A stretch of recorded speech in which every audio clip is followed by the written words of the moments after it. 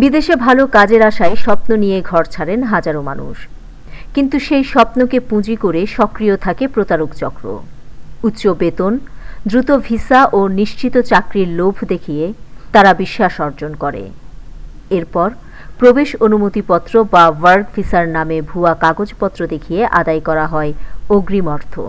প্রবাসীরা সেই অর্থ জোগাড় করেন ব্যাংক ঋণ, সুদের টাকা কিংবা পরিবারের শেষ সম্বল গয়না বিক্রি করে।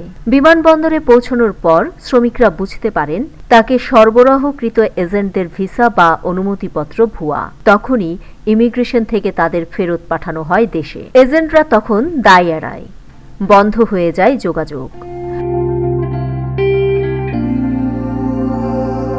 প্রবাসীদের সাথে ঘটা এই প্রতারণা নজর এড়ায়নি দুবাই পুলিশেরও। চলমান বি অ্যাওয়ার অফ ফ্রড অভিযানের অংশ হিসেবে দুবাই পুলিশ প্রবাসীদেরকে সতর্ক করে জানিয়েছে, সামাজিক যোগাযোগ মাধ্যম ও অননুমোদিত ব্যক্তিদের মাধ্যমে দেওয়া ভিসা প্রস্তাবই মূলত প্রতারণার প্রধান উৎস। সতর্কতা হিসেবে তারা বলেছে, সরকারি অনুমোদিত চ্যানেল ছাড়া ভিসা নেওয়া মানেই ঝুঁকিপূর্ণ যাত্রা।